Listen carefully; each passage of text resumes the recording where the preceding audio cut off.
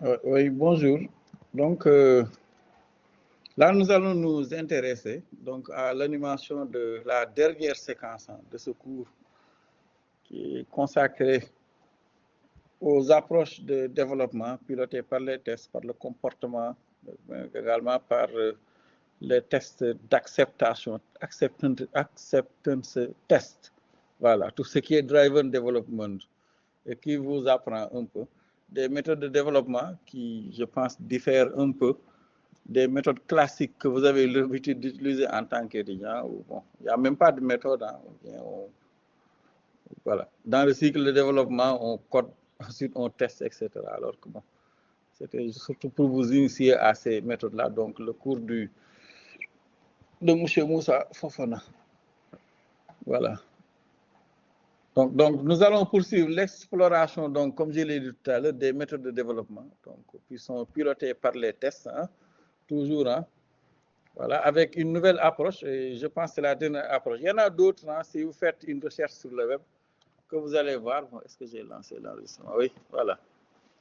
Donc, voilà.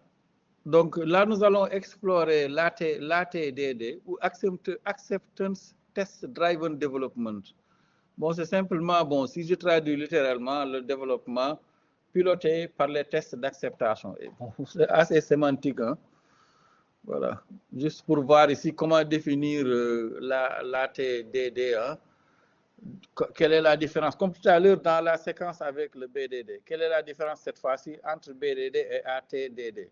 Bon, je vous renvoie également à l'animation de la première séquence. Si vous regardez, j'ai essayé de faire une comparaison entre les trois là-bas, et même également de vous montrer quelques exemples.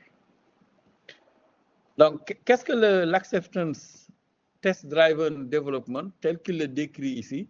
C'est simplement une approche où vous allez décrire, voilà, les tests d'acceptation. Vous allez les écrire, pardon, pas décrire, hein, où vous allez écrire les tests d'acceptation avant même de coder.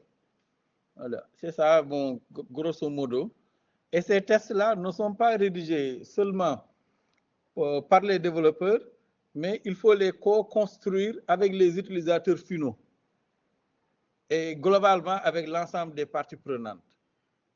Et surtout, retenez, hein, ici que, voilà, l'objectif, c'est de garantir que l'application réponde exactement aux attentes fonctionnelles des utilisateurs. C'est pourquoi on parle de acceptance test driven development.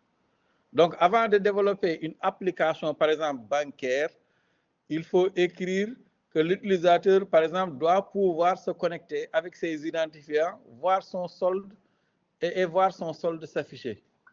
Et vous voyez, ce scénario-là devient, dans ce cas-ci, donc, un test d'acceptation que le code devra satisfaire. Et vous voyez, cela rejoint un peu l'objectif de départ, voilà, où l'on écrit les tests d'acceptation, voilà. Voilà. On se positionne ici par rapport à la position de l'utilisateur. Voilà. S'assurer que l'application puisse garantir qu'elle répond fidèlement aux attentes fonctionnelles des utilisateurs. Voilà.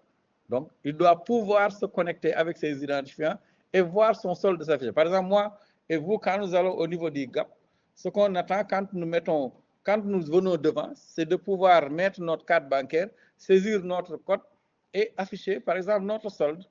Il y a également d'autres attentes que l'on peut construire ici sur des tests d'acceptation. Donc, peut-être d'un gap qui fonctionne, c'est de pouvoir retirer de l'argent, par exemple, ou d'autres, voilà, d'autres éléments. Et quand on écrit ces tests d'acceptation, cela permet de s'assurer que l'on prend bien en compte les attentes fonctionnelles des utilisateurs. Voilà. Donc, comme il l'écrit ici, voilà, l'ATDD, c'est une approche de développement logiciel qui vise à s'assurer que l'application répond aux exigences, mais également aux attentes des utilisateurs finaux. Et dans le cadre de l'ATDD, les tests d'acceptation, on les écrit avant même de coder. Donc, comme tout à l'heure avec BDD, avec les... Voilà, ce sont des approches de développement pilotées par les tests. Donc, en collaboration avec les utilisateurs finaux, les représentants donc, des parties prenantes, et ainsi que les développeurs. Voilà. Et donc, ces tests-là vont permettre de décrire, voilà, les comportements attendus, voilà, de l'application, et ils sont exécutés à chaque modification également du code. Voilà, donc l'ATD, il faut retenir, l'ATD est proche du Behavior Driven Development, comme il l'explique ici. Et les deux, quand même, approches insistent sur la collaboration, mais également la communication claire. Donc, toutes les parties prenantes sont impliquées. Et comme peut-être dans les méthodes agiles, c'est un avantage également. Et retenir également que la différence principale, c'est simplement que l'ATD cible les tests d'acceptation. Voilà, c'est le comportement que l'utilisateur attend. Voilà, donc les comportements, les tests d'acceptation du point de vue de l'utilisateur final. Donc c'est l'utilisateur final qui va exprimer le comportement qu'il attend. Voilà, tandis que vous avez vu avec le BDD, donc là on se centralise sur voilà, les... Voilà. Voilà. Donc, avec le BDD, on se centralise sur les comportements attendus du système. Donc, lorsqu'on utilise l'ATDD, la question, ce n'est pas comment le système se comporte, mais plutôt, est-ce que le système répond vraiment aux besoins exprimés? Voilà. Bon, qu'est-ce que quel est le principe toujours? Donc, ici, de fonctionnement de l'ATDD, hein? Donc, le processus de l'Acceptance Test Driven Development, donc, comme vous le voyez ici, se déroule généralement en 4 étapes, hein, grosso modo. Voilà. Bon, peut-être l'autre, on peut le détacher. D'abord, première étape, ici, les utilisateurs et les développeurs doivent définir ensemble les exigences du logiciel. C'est pourquoi, bon, cette phase-là, où vous définissez les exigences fonctionnelles et non fonctionnelles, est une phase importante. Deuxième phase, ces exigences, il faut les traduire en tests d'acceptation. Souvent, bon, on peut encore utiliser ici le langage simple, Gherkin, qui va permettre de décrire ces voilà, exigences. Ensuite, troisième étape, les développeurs vont écrire le code pour faire passer ces tests. Voilà. Et quatrième étape enfin, si les tests sont exécutés automatiquement à chaque changement du code. Voilà. Et si un test échoue, bon, cela veut dire que le code ne répond plus à la demande initiale et qu'il faudrait corriger. Et donc, en utilisant Gherkin, par exemple, bon, pour, par exemple, un cas de connexion, comme je vous le disais tout à l'heure, on peut avoir ici feature connexion utilisateur. C'est ça que l'on veut, voilà, qu'on a comme besoin ou autre. Maintenant, le scénario ici va dire, hein, le scénario ici concerne une authentification, par exemple, réussie. Voilà. On va mettre given l'utilisateur, je ne sais pas qui dans la classe, le responsable de la classe existe. Voilà. Ou bien, s'il y a un utilisateur, par exemple, Momoudou, qui doit se connecter à la plateforme, on va dire given l'utilisateur responsable de classe existe, par exemple, avec le mot de passe, bon, on va dire 1, 2, 3, 4. When il saisit, par exemple, ces identifiants, le système, par exemple, doit afficher bienvenue responsable de classe. Voilà. Et là, vous avez donc une description du comportement attendu. Et donc là, on a un test d'acceptation clair. Quand vous écrirez le code et que vous avez cet affichage du message bienvenue à lui lorsqu'il se connecte, cela veut dire que le système répond au comportement attendu par l'utilisateur. Si ce n'est pas le cas, bon, il va falloir réécrire le code. Bon, maintenant, quels sont les cas d'utilisation possibles? Bon, on a plusieurs cas d'utilisation, mais peut-être en particularité, bon, il y a ces cas-là que M. Fofana liste ici. C'est par exemple lorsque l'application doit répondre à des exigences précises et critiques. Par exemple, s'il y a des transactions bancaires, formulaires d'inscription, par exemple, etc. Deuxième, peut-être également,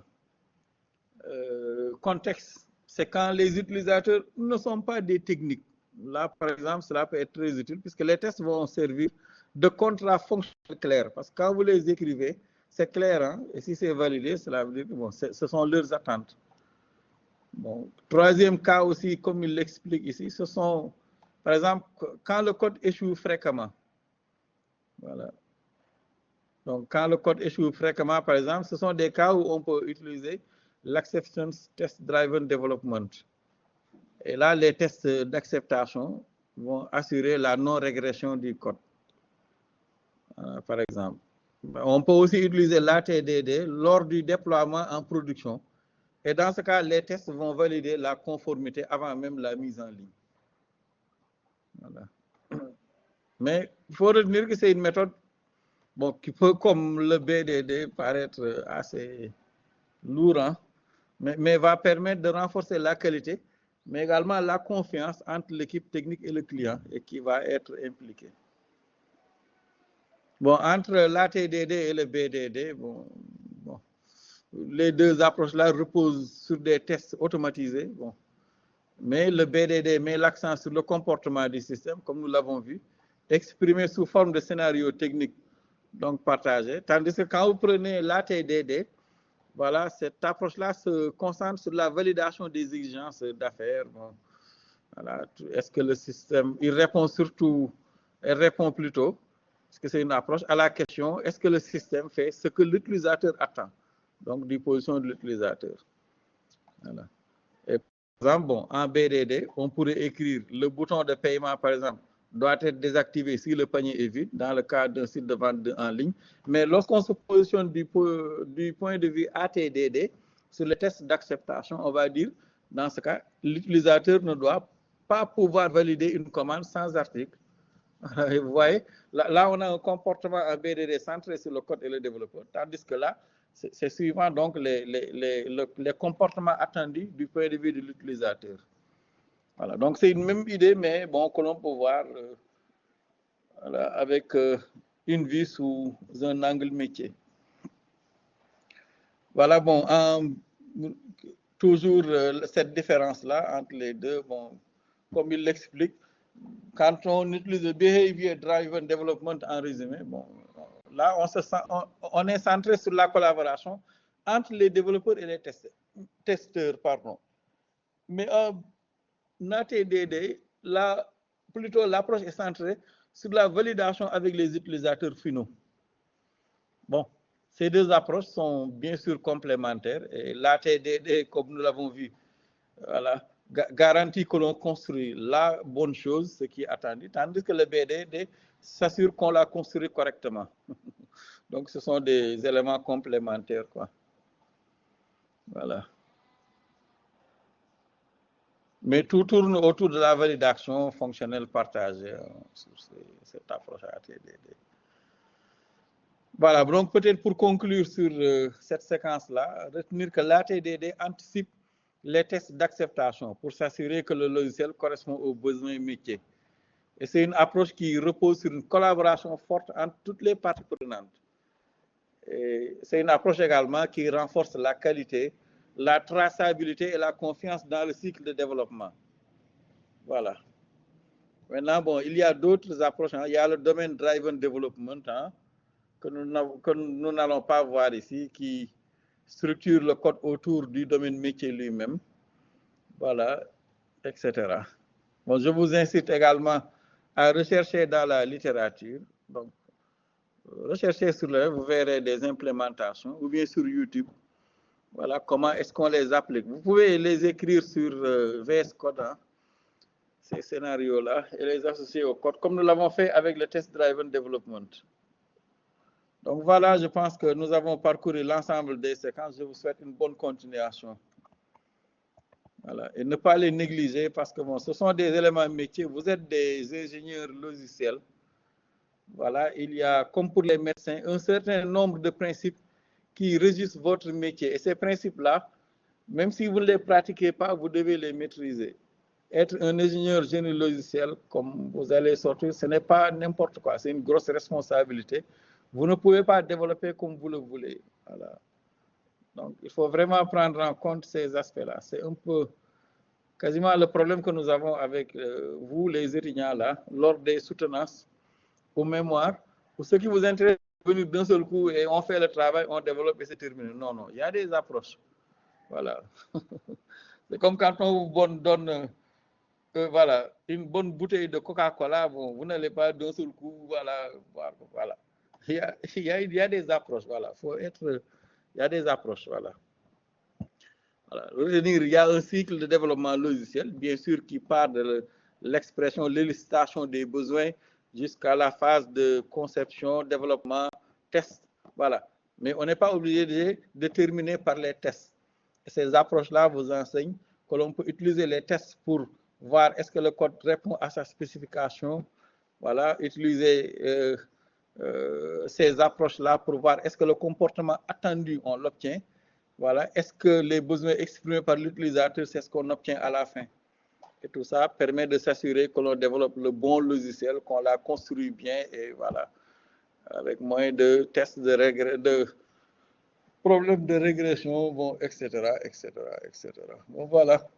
Bonne continuation pour la suite.